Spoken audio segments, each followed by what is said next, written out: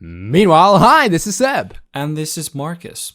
Welcome back to Meanwhile, our weekly podcast about movies, TV shows, and everything pop culture.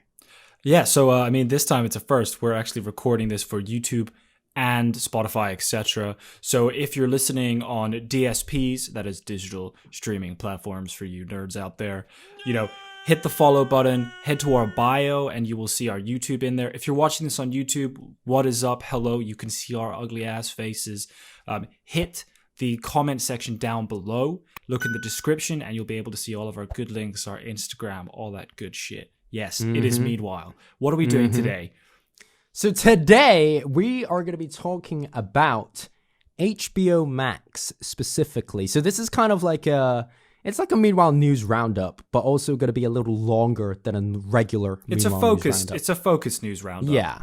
And it's quite big news. It's quite big news, because obviously this could change the future of cinema and movies forever. It's quite big news. But anyway, without further ado, let's just jump into it. So, Marcus, what are your... So, okay, right. Before, let's give everyone a little bit of context here. So, HBO Max has recently announced that Warner Brothers and them have made a deal where every big film that they're going to release in 2021 will be on HBO Max, available for streaming at the same time as a cinema release. Now, we're going to go into the lineup of these movies and everything that's been announced, but we're talking about big ones. Now, obviously, Wonder Woman 1984 has been confirmed for ages now. That's coming out on the 25th of December. But now we've also got the likes of Dune. We've also got the likes of The Matrix 4, Conjuring 3, crazy big movies. But the way it's going to function is essentially it will come out on HBO Max the same day as the cinema release, and it will be available for 30 days to stream on HBO Max. But you cannot download it. You won't be able to. It's not yours to own. It's not in your library or anything, because after those 30 days, it will be taken off of HBO Max, and it will be exclusively available in cinemas for a further 78 days. Now, we're not sure if it's 78 days like after HBO Max, or is it including, the days that HBO Max is available on HBO Max. So it's a new formula, basically, where it's still the traditional cinema kind of release schedule, but with the added HBO Max streaming availability. It's definitely an interesting new business model that they've kind of come up with. And Warner Media has also said that every 3 weeks you'll be getting a new release, a new big film release, which is mad. Fucking crazy. But yeah, right, Marcus, what are your thoughts on this new approach? I'm pretty excited. As new as it is, I would actually debate that because Netflix did it with The Irishman. Of course. It's like they've taken what Netflix have kind of done traditionally with, really big name releases, such as The Irishman. As we all know, that's Scorsese, so that's huge. And they've kind of perfected it. And they've been like, okay, this in a post-COVID, well, depending where you are, it'll be COVID or post-COVID by the time this kind of commences. It's an interesting business model that I think benefits us as the viewer more than the cinema. The cinemas, I think, will probably struggle with this regardless of like the exclusivity clause and the 30-day, yes, we'll be on streaming for a bit and then we'll be on cinema as an exclusive. As we've kind of mentioned before, there are films that you kind of really need to go and see in the cinema just to experience the cinematic, wow. And I'm pretty sure 90% of the films that we're about to discuss, especially Dune, would have been films. Yeah, you need to see in the cinema. See, that's the thing, though. It's an interesting thought because, true, of course, there are. But this is something that we have talked about previously. But there are definitely films, like you said, that we would go to the cinema to watch. But when you really think about it, as an average person, how often do you really go to the cinema? Because I did a little survey with my flatmates and some friends that I know. How often did we go to the cinema prior to COVID? And everyone would always say maybe once or twice a year. Now, as like avid cinema lovers and especially, geek lovers like us, I went to see, Endgame and The Joker and Star Wars films in cinemas. But other than that, it was quite rare. It's quite like seldom that I would, want to go to the cinema. So when you really think about it, are we really losing that much? Is this really like that big of a difference? I think for us, we're benefiting hands down. I just think, cinemas are struggling as it is in a COVID world. Exactly. And I think this actually might be the final nail in the coffin for a lot of cinemas. I would argue that cinema has been struggling way before COVID even started. 100%. I think that the second that on-demand streaming became a thing, i.e. Netflix breaking onto the market, which has revolutionized the way we consume, but it's also killed the traditional sense of going to the cinema. It's killed that because Netflix and chill is now a thing. See, the thing is, like, I genuinely do see this as the future. I feel like this is going to be just how it is. I mean, because when you really think about it, right, I think most people would always prefer to be in their own homes or in their own rooms to watch these movies with your loved ones. Because, I mean, first and foremost, you get to pause. You get to, like, get your own snacks without having to sneak it into a theater or whatever. You can, you can drink booze or whatever. Well, I mean, depends on which cinema you go to. But, like, you have the comforts of your own home. And I think a huge contributing factor as well that we need to consider is the advancement of technology.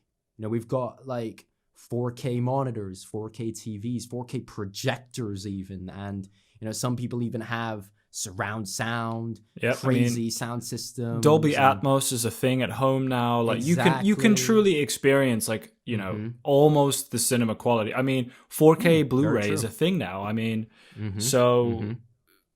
I would very much agree with you. This is the future, and I think it's been going this way for a long time. I'm personally super happy that it's going this way, because regardless of me being a massive nerd, it is sad for sure. But it's like you said, I wasn't really going to the cinema unless I was seeing, like, a big massive franchise films. I would actually argue that, The Joker was I think maybe the last film I saw in the cinema. I'm pretty confident that was mine as well. And upon thinking about it, I didn't actually need to see it in the cinema.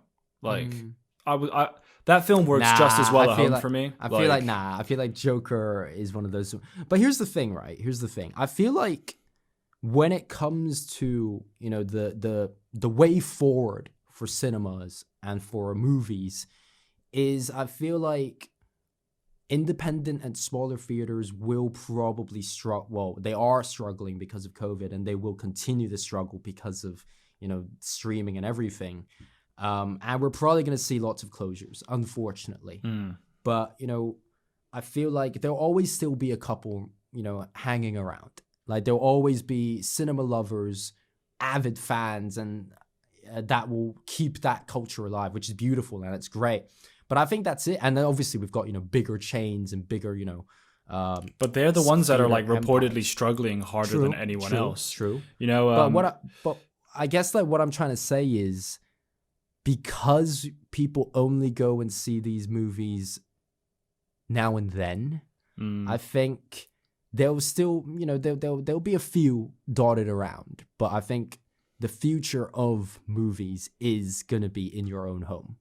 And I think HBO Max can see that, and Netflix can see that, and all these streaming platforms can see that, and they're just kind of like, you know what, that's just how it's going.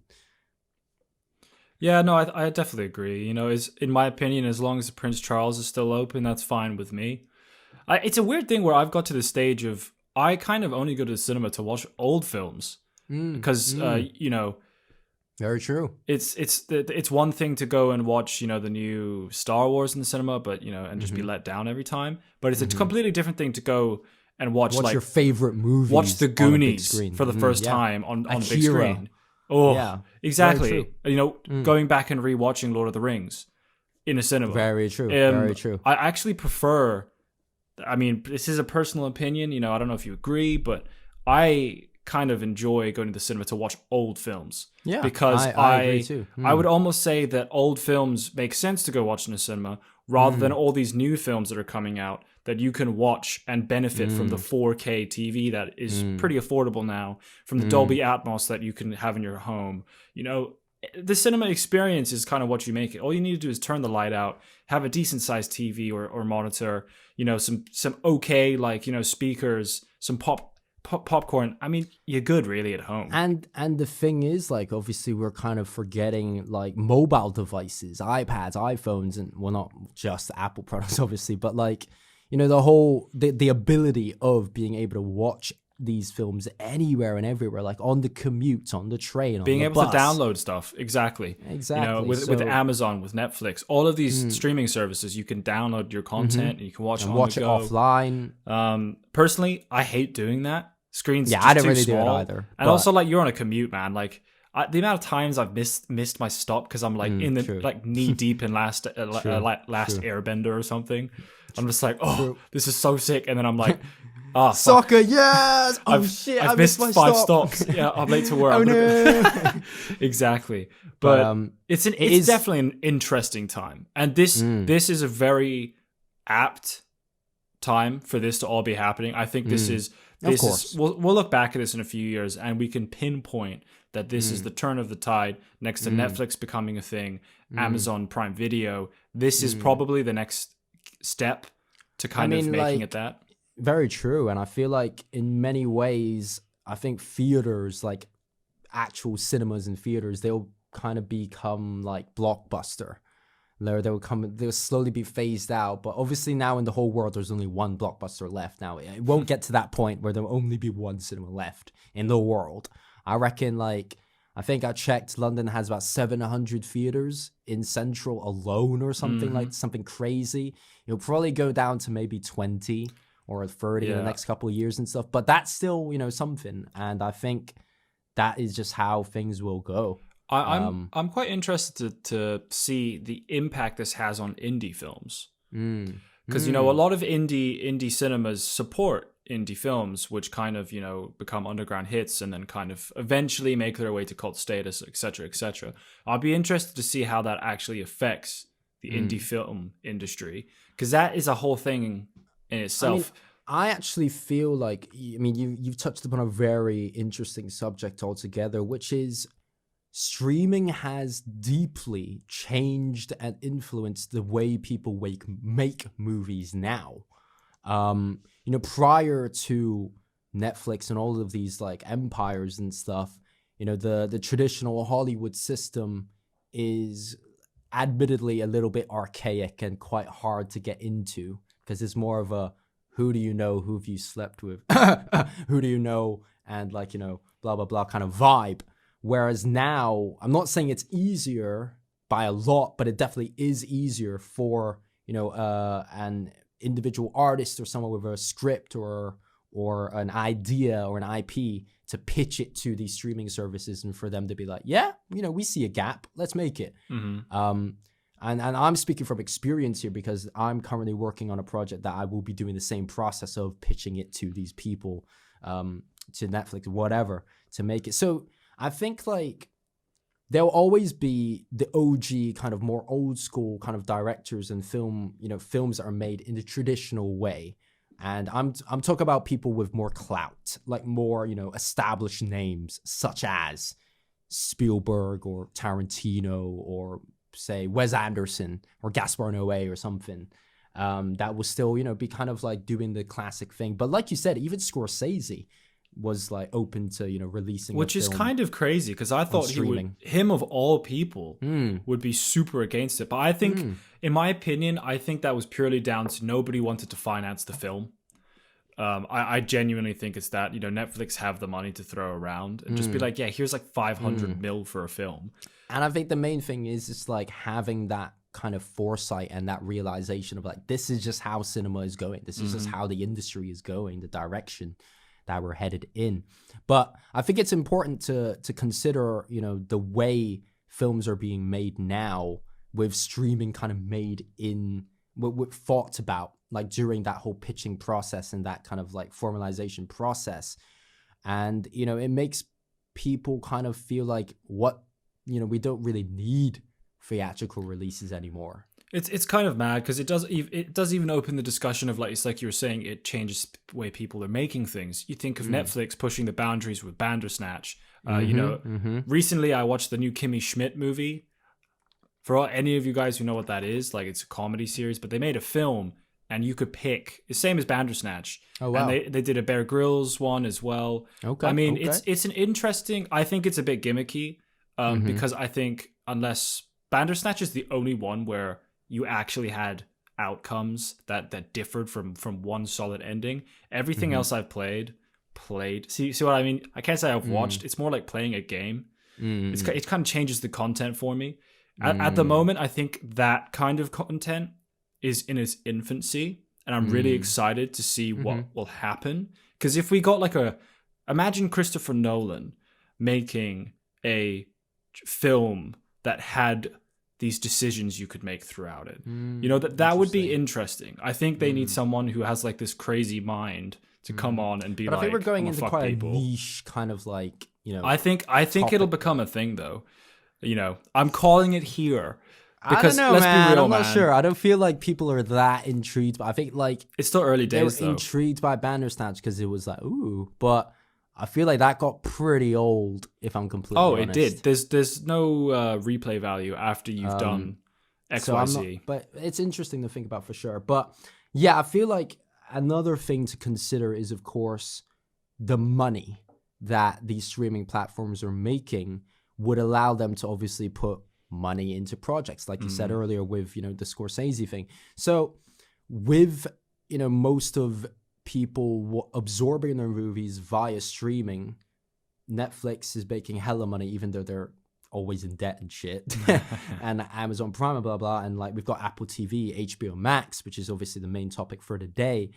They have hella dough. And obviously that makes their products often, not always, very high production value.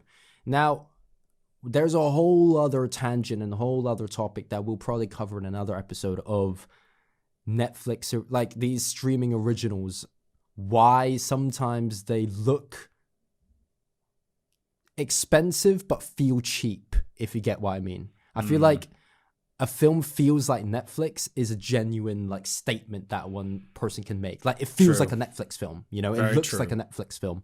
But at the same time, let's divert it back to HBO Max and think about the content that they're putting out, or anything attached to HBO in general. I mean, look at you, like Banner Brothers. We've already talked about the Game of Thrones. HBO, I think, is a stamp of quality. Standard, 100%. They haven't made anything that looks bad. Exactly. And that's why I think, this whole deal with Warner Media is genius on their part. Because with HBO attached, HBO equals quality. Now, will that statement continue to hold true with all these movies being released? Just there's bound to be one. Exactly. There's bound to be one that is shit. I've already looked at this list. And it's already a bit like, okay, some of these films are a bit like, meh. But yeah, I think like it's a very smart move from Warner Media for sure. And obviously they're trying to drive as much traffic to HBO Max as possible. I mean, the Snyder Cut alone was already going to bring them a lot of subscribers. But of course, in comparison to the giants like Netflix, they're still kind of falling behind. So I think this is just, cementing that kind of like they're going to go up 100%. And it's smart. I think it's really, really smart. I mean, look at Euphoria. They did a special episode, like bridge between season 1 and season 2 that released yesterday in the UK. But on HBO Max, you get it a week early, which is again, another kind of like, okay, I need to subscribe now. By the way, Euphoria new episode. Holy mother of God! It's one of the best TV episodes I've ever seen. Like, I swear to God, Marcus, it is some of the best writing I have ever seen. I will check it out eventually. And the whole episode takes place in just one diner. And it's just one long dialogue scene. It's beautiful. It's insane, dude. It blew my mind. But yeah, like, the whole quality that is attached to HBO Max is, a huge selling point already. But yeah, anyway, guys, thank you very much for listening to our new podcast episode. If you're watching on YouTube, you can listen to the full podcast episode right now, link in the description below. But yeah, as always, I've been your boy Seb. And I've been Marcus. Thank you for listening. We have been Meanwhile. Bye!